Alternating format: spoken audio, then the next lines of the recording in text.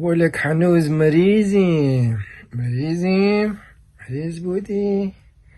کی مریض نبودی؟ آخوند بزرگ نیست. این ماییم که خار و کوچیک و کم و کودنیم. آخوند شجاع و جسور و ارتش بود نیست. این ماییم که ترسویم و بی اعتماد به نفس زبون و چلاقیم. اینا اگه توی هر طویله دیگه بودن تا غروب با اردنگی همشونو کرده بودن بیرون، برده بودن پشت اون مرزها، با ماشین باری خالیشون کرده بودن پشت دیوار عربستان سعودی. این ماییم که غیرت نداریم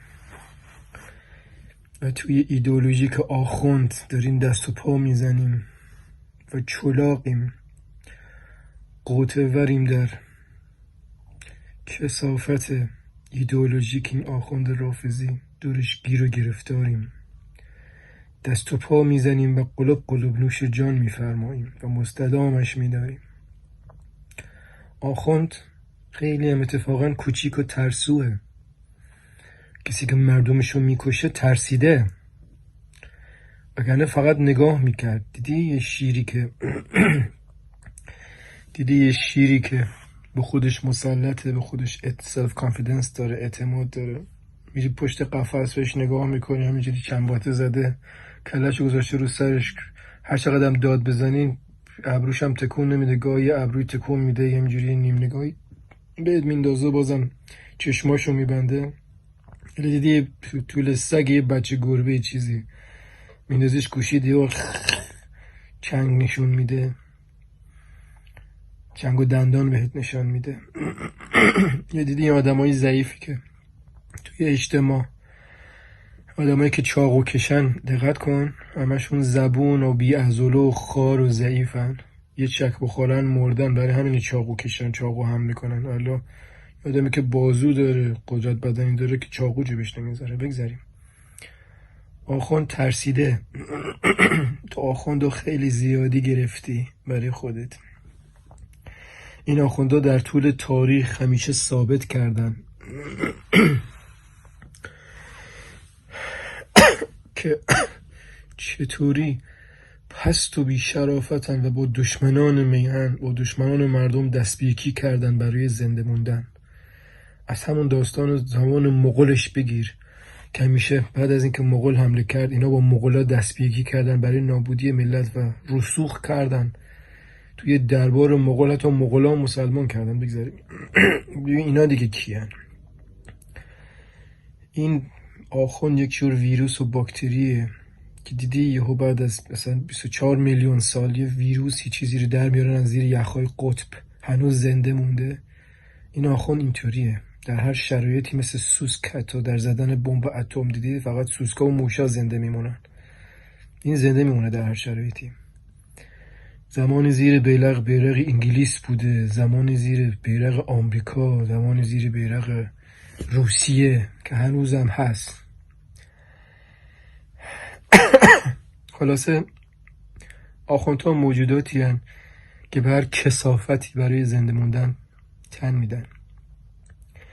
دیدی وقتی آخوند یه چیزیش میشه، مریضی چیزی میشه، مثل سگ لب گور میشه، هزار جور شلنگ و تخته و لوله و سرم و ماسک و اکسیژن به سر و کون و شکم و پشت و پهلوش وصل میکنن تا نمیره، برای اینکه خودش میدونه تهش چی نیست، هرچی گفته دروغ بوده، هیچ عجله برای مردن نداره، هر کاری هم میکنه برای پول و قدرته.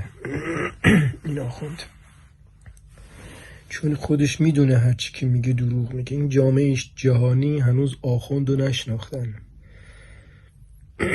آخوند رو باید با خشونت باش رفتار کرد، با چک و لغد و پسگردنی و اردنگی بیرونش کرد. زبان خوش حالیش نیست. حالیش نمیشه. همین ملت دنیا، تمام این آدمای دنیا انقلاب کردن، انقلاب فکری کردن، مملکتشون رو درست کردن. آخونداشون رو در هر مذهبی که بودن ریختن بیرون، ریختن توی جوب، توی سطل آشغال. قدرت ازشون گرفتن، آزادی و مدرنیته، پیشرفت، رسیدن به کشف و اختراعات و اکتشافات برای مملکتشون آوردن. اما ما هنوز توی رقص بابا کرم و کلاشاپو و رقص جمیله و یارو کونیه چی اسمش، خردادیان و چه میدونم فوشای تتلو، جون دلو توی اینا ما هنوز گیر و گرفتاریم، داریم میچرخیم روی محور آخوند. لومپنیسم و آخوندا با هم دیگه همیشه هم دیگه رو کامل میکنن. خمینی ملعون میگفت 10,000 لاکن 10,000 عرب آمدن ما را زدن آدم کردن. خودمان که آدم نبودیم. شاید هم راست که خودمون آدم نبودیم. میبینی که چقدر آدمیم امروز. اگه بودیم که این اوضاع و وضعمون نبود، این بدبختیمون نبود. سر این عرب وحشی آدمیت هم از تومون رفت. اگرم بود بگذاریم. تو فکر کردی آخوند رافضی مرکز کائناته با همین ابوالفضل و سکینه بازیش و سیرک و حسین پارتیش که هر سال برات را میندازه و باقی داستانا که دور و حول محورش میچرخی؟ این آخوند خدا هم آخوند رو نشناخته. باید درس آخوند شناسی بری ببینی. این گالیله و نیوتن و کپلر و کانت و انیشتین و استفان هاپکینگ و کوپرنیک و اینا همه آمدن تا به ما ثابت کنن و بفهمونن که زمین مرکز کائنات نیست. مرکز کائنات یه چیز جوری دیگه است، ولی ما هنوز نفهمیدیم. ملت خودشونو فقط حالی کردن. بگذاریم. خلاص این که آخوند بزرگ نیست، این ماییم که کوچیکیم. درست مثل این که تمام این کهکشان ها و داستان دنیا و عالمی که توشیم شاید یه حباب یک دونه اتمی باشه که توی یه دونه اتم ما گیر و گرفتاریم و فکر میکنیم دنیا بزرگه، اما ما کوچیکیم. اینطور نیست. دنیا بزرگ نیست.